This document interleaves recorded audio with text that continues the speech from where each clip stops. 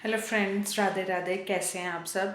आज हम जानेंगे रामनवमी क्यों मनाते हैं रामनवमी और क्या है इसके पीछे कथा। हम श्री राम जी का जन्मदिन मनाते हैं, क्या कथा वही शुरू करते हैं।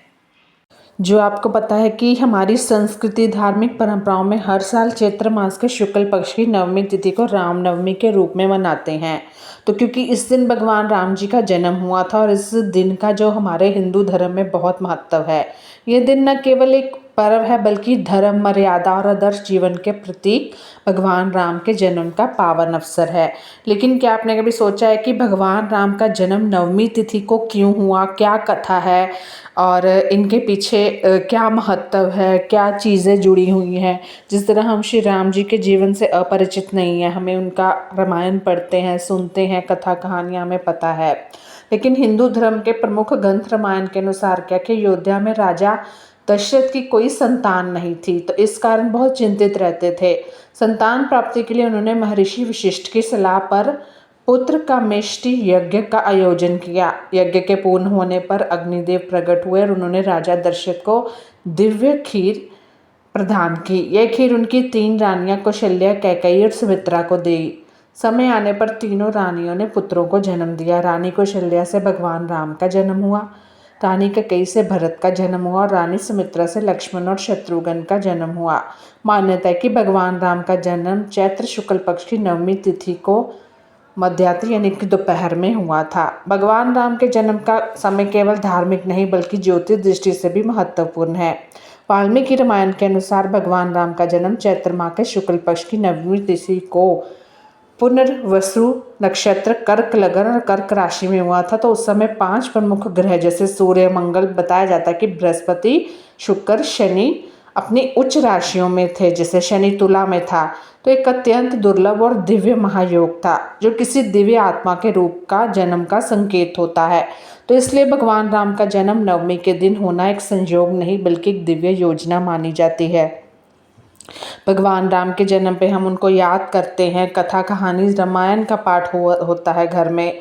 पुरानी कथा अनुसार रामनवमी के दिन ही त्रेता युग में महाराज दशरथ के घर विष्णु जी के अवतार भगवान श्री राम जी ने जन्म लिया था। मर्यादा पुरुषोत्तम भगवान राम का जन्म रावण के अंत के लिए हुआ था। तो श्री राम को लोग उनके सुशासन, मर्यादित व्यवहार और सदाचार युक्त आसन के लिए याद करते हैं।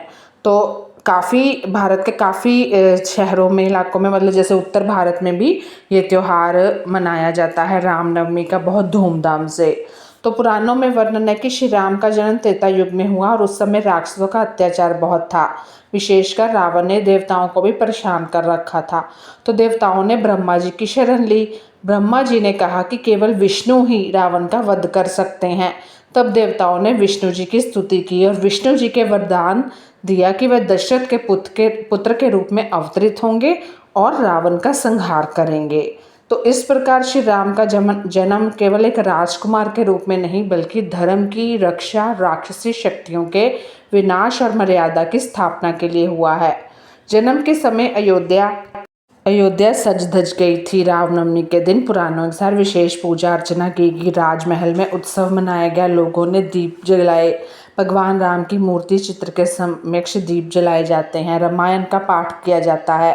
नवमी तिथि को रामलला का जन्मोत्सव मनाया जाता है और कई स्थान पर राम दरबार सजाया जाता है।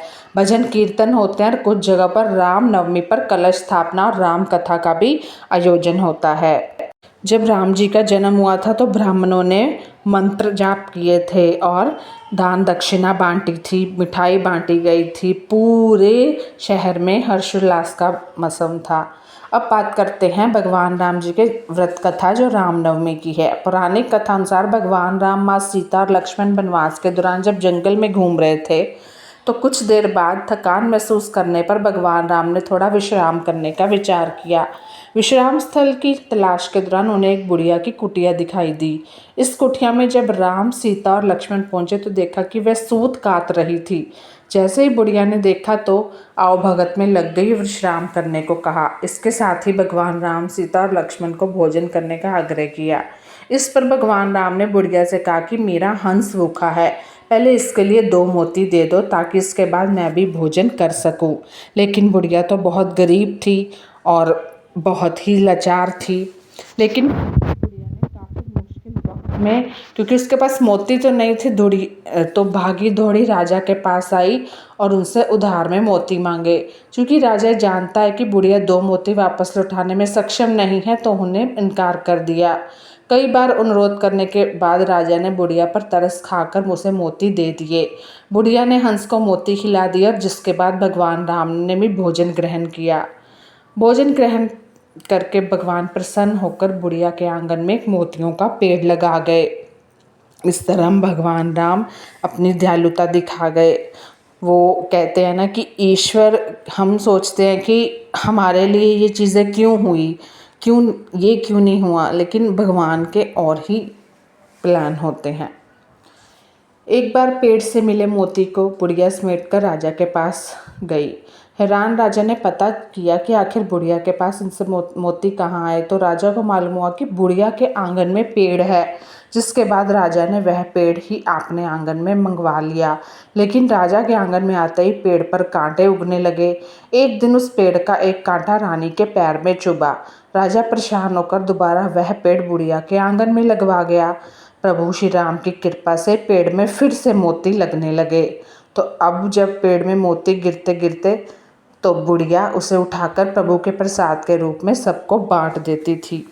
तो ये थी भगवान राम जी के बारे में उनकी जन्म कथा, महत्व। तो कैसी लगी? और जय श्री राम।